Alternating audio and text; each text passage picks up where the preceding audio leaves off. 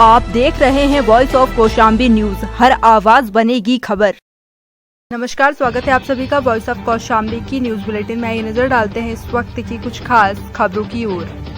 पश्चिम बंगाल की मुख्यमंत्री ममता बनर्जी ने गुरुवार को कहा कि कोविड-19 संबंधी सभी नियमों का पालन करते हुए राज्य में जुलाई अंत में 12वीं कक्षा और अगस्त मध्य में 10वीं कक्षा की बोर्ड परीक्षाएं होंगी।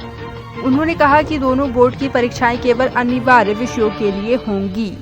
OTT और डिजिटल न्यूज प्लेटफॉर्म समेत डिजिटल मीडिया पब्लिशर्स को सरकार ने नए IT नियमों के अनुपालन पर सभी जानकारी देने के लिए 15 दिन का समय दिया है। यूपी में 20 लोगों को पहली और दूसरी खुराक में कोविड-19 की अलग अलग वैक्सीन लगने पर नीति आयोग के सदस्य डॉक्टर VK पॉल ने प्रतिक्रिया दी है। उन्होंने कहा, हमारा स्पष्ट प्रोटोकॉल है कि दोनों खुराक एक ही वैक्सीन की हो। अगर ऐसा हुआ भी है तो यह चिंता का विषय नहीं है। हम परीक्षण के लिए वैक्सीन को मिलाने की सोच रहे हैं। आधिकारिक आदेश के मुताबिक खुफिया agency research and analysis wing के चीफ सामंत गोयल और इंटेलिजेंस ब्यूरो के प्रमुख अरविंद कुमार का कार्यकाल 1 साल के लिए बढ़ा दिया गया है। दोनों ही अधिकारियों का कार्यकाल जून 2021 के अंत में खत्म होने वाला था। कोटक महिंद्रा बैंक के CEO उदय कोटक ने कहा है कि सरकार की बैलेंस शीट बढ़ाने के लिए RIB द्वारा मौद्रिक विस्तार या अधिक नोटों की छपाई का समय आ गया है। गूगल के CEO सुंदर पिचाई ने कहा है कि गूगल तेजी से विकसित हो रहे प्रौद्योगिकी परिदृश्य के साथ तालमेल रखने के लिए नियामक ढांचे की जांच करने और उन्हें अपनाने वाली सरकारों के साथ काम करने व स्थानीय कानूनों का पालन करने को प्रतिबद्ध है।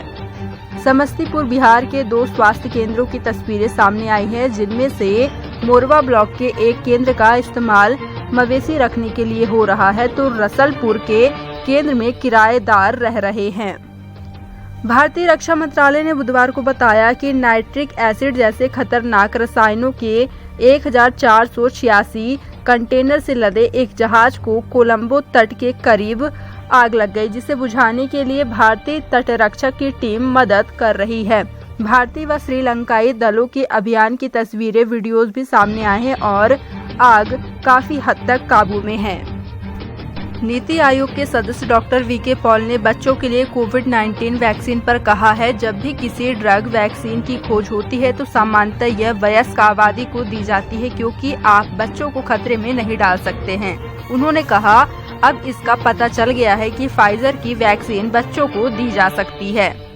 IMA ने गुरुवार को योग गुरु रामदेव के खिलाफ IP एक्ट के तहत शिकायत दर्ज कराई है। बकौल IMA रामदेव के अपराध के लिए उन पर महामारी रोक कानून 1897 सहित अन्य कानूनों के तहत कार्यवाही होनी चाहिए। दरअसल रामदेव ने कहा था कि कोविड-19 वैक्सीन लेने के बाद भी 10,000 डॉक्टरों की और एलोपैथिक दवाओं से लाखों लोगों की मौतें हुई हैं।